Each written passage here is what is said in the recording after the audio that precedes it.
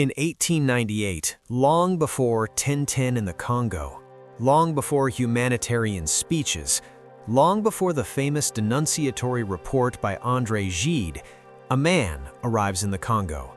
He is not a soldier, he is not a colonial administrator, he is not a missionary, he is a journalist. His name, Pierre Mille, special correspondent for the newspaper Le Temps, one of the most influential French dailies of the time, read by elites, decision-makers, and intellectuals. His official mission is simple: to observe, to understand, to report. But what he writes does not denounce anything. On the contrary, the Congo, he discovers, is not a colony like the others. This vast territory does not belong to Belgium. It does not belong to France. It does not even belong to Europe.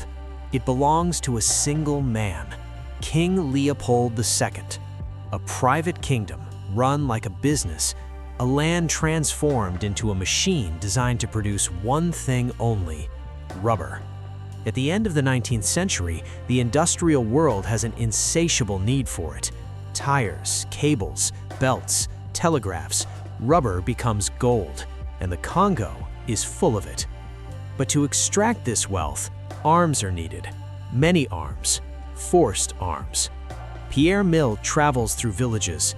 He sees the tracks. He sees the posts of the Congo Free State. He sees the soldiers of the Force Publique, rifles on their shoulders. He also sees the Congolese, exhausted men, terrified women, silent children. But in his accounts, these bodies express nothing. They do not suffer. They do not rebel. They are described as a problem to be managed. For Pierre Mille, the system is not cruel, it is necessary. He explains that the African is lazy, that he does not understand regular work, that he must be forced for his own good. Violence becomes a method.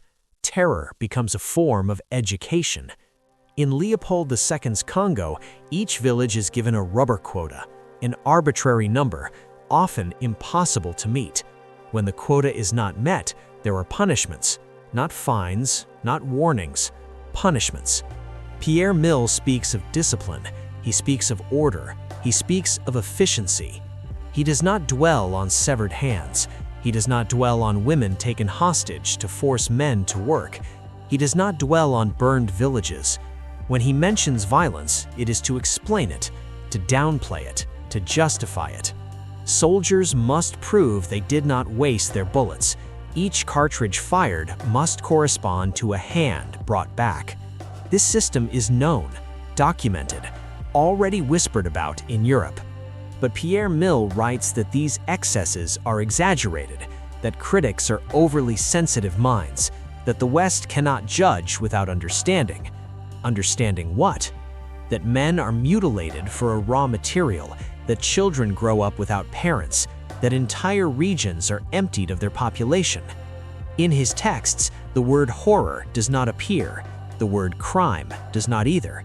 There is only administration, productivity, progress. Pierre Mille does not deny the facts, he frames them, he dresses them, he makes them acceptable.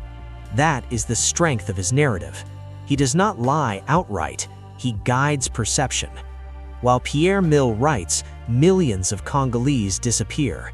Some die, others flee, others are broken forever.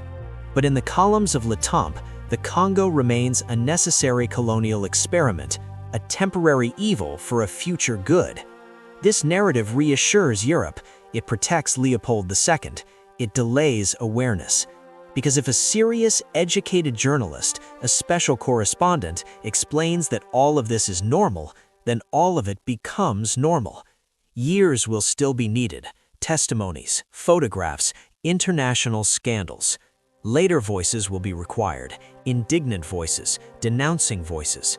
But in 1898, one thing is already clear. Horror was not only committed, it was told, and sometimes it was justified.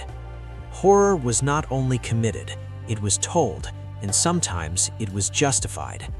But what makes these accounts even heavier is not only what they say, it is what they leave unsaid.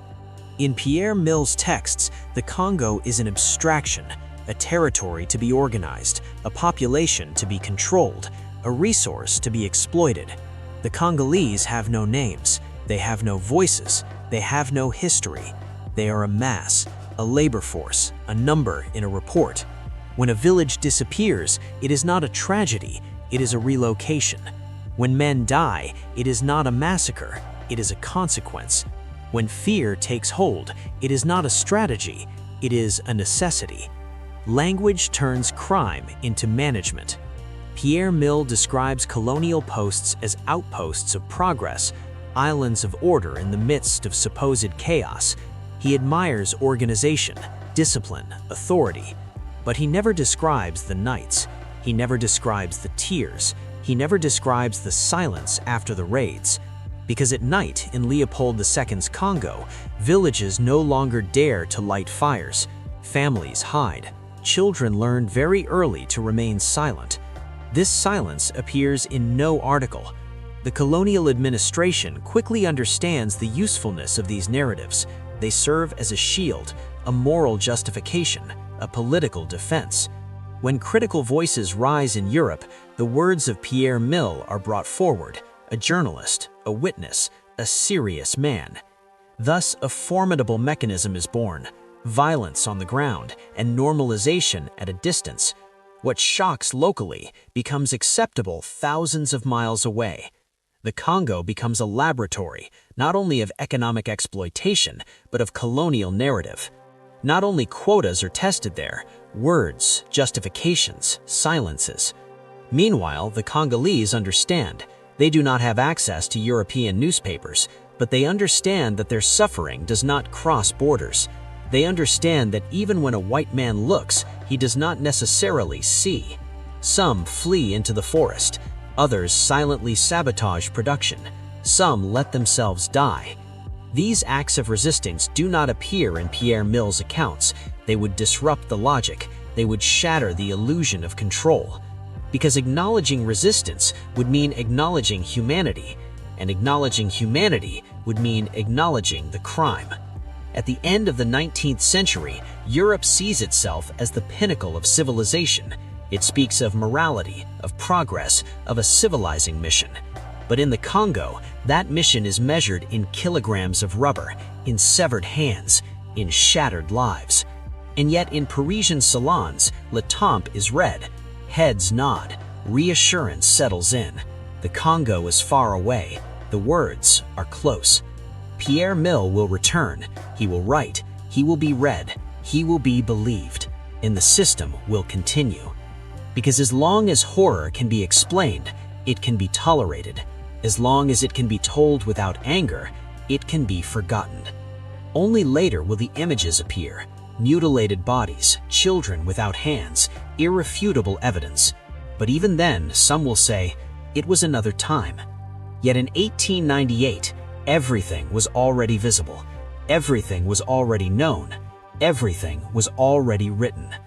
The only difference was the gaze, and the question remains silently, how many horrors survived not because they were hidden, but because they were well told?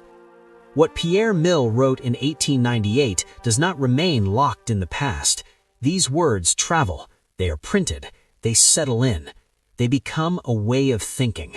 Because the true power of these narratives is not measured only in the Congo, it is measured in Europe, in schools, in newspapers, in conversations. They shape the very idea of Africa. The Congo no longer is seen as a land inhabited by peoples. It becomes an empty space to be filled, a resource to be exploited. And when a land is seen as empty, those who live there become invisible. This invisibilization is not accidental, it is necessary. Because to exploit without scruple, you must first unlearn how to see the other as an equal. Pierre Mill never speaks of broken families. He never speaks of collective mourning. He never speaks of interrupted transmission. But those wounds do not disappear. They are buried. In Congolese villages, the elders speak, in low voices, around the fire. They speak of men who never returned, of children taken away, of women marked for life. These stories do not cross oceans, but they cross generations. So a parallel memory is born. On one side, the official archives, clean, organized, reassuring. On the other, oral memory, fragmented, painful, persistent. Europe will write history, the Congo will carry memory. And this imbalance is not without consequences, because when a people is deprived of its narrative, it is also deprived of justice. The violence of Leopold II's Congo does not suddenly stop. It transforms, it changes form, it changes language. After Leopold II, there will be other administrations, other flags, other discourses. But the logic remains: exploit, extract, justify, and always tell. Colonial narratives lay the groundwork. They teach that violence can be rational, that injustice can be temporary, that suffering can be necessary. These ideas do not disappear with colonization. They survive. They survive in power relations, in inequalities, in gazes. When an African country is still reduced to its resources, when its inhabitants are still described as a problem, when its pain is minimized, these are echoes of those old narratives. Pierre Mill is not alone. He is a link in a chain of pens, of reports, of articles, of books, all written with the same distance, the same coldness, the same certainty of being right. And yet, in the Congo, the scars still speak, in bodies, in silences, in mistrust. These are not ancient wounds, they are transmitted wounds. Because collective trauma does not disappear just because time passes. It changes form. It is passed on, in fear of authority, in muted anger, in the sense of injustice. Official history will say that all of this belongs to the past. Memory will say something else. And perhaps the question is not only to know who cut, who ordered, who benefited, but also who looked and chose to explain instead of condemn. Because from the moment horror is justified, it becomes reproducible. And as long as it can be told calmly, it can return. After Pierre Mill's articles, the Congo does not suddenly become more humane. It becomes more acceptable to those who decide, acceptable to those who invest, acceptable to those who read. In European offices, people do not speak of screams. They speak of yield, of logistics, of stability. Words have erased bodies. Meanwhile, on the ground, the force publique continues its expeditions. Villages are surrounded at dawn. Men are gathered. Women are detained. Fear becomes a habit. Children grow up in a world where authority carries a weapon and survival depends on silence. They learn not to ask questions, to obey, to endure. In some villages, people even stop burying the dead properly, for lack of time, for lack of strength, for fear of drawing attention. Death becomes daily, ordinary. But this ordinariness never appears in newspapers, because acknowledging the ordinariness of death would be to acknowledge the magnitude of the crime. As the years pass, the system perfects itself. Methods become more efficient, less visible, more administrative. Brute violence sometimes gives way to economic coercion, but the goal remains the same: produce. The Congo is exhausted. The forests are drained. The people, too. When some regions no longer produce enough, they move further, always further. The map of the Congo becomes covered with dead zones. And yet, in Europe, they still speak of a civilizing mission. They show schools, roads, churches, but they never show what these cost. The few critical voices are isolated, ridiculed, accused of exaggeration. They are continually opposed with reasonable accounts, objective testimonies. those of men like Pierre Mill. Because in a society that believes itself moral, the worst enemy is not the executioner, it is the one who makes him respectable. The Congolese, for their part, have no recourse. They cannot write to newspapers, they cannot appeal to a court, they cannot testify. Their suffering has no platform. So it is inscribed elsewhere, in funeral chants, in broken stories, in gestures passed down. Generations later, people will speak of fear without always knowing its origin, of anger without always knowing its source, of a sense of injustice without a clear date. But the origin is there, in those years when violence was normalized. And always the same mechanism: exploit, right, forget, until the day forgetting no longer is enough. And with time, the archives spoke, testimonies resurfaced, photographs crossed oceans. The world finally saw what the Congo had endured. King Leopold II's personal rule over the Congo would come to an end. The scandal would go international. Responsibility would be debated. Discourses would change. But some things never disappear. For lands can heal, empires can fall, systems can be replaced, but memory does not disappear.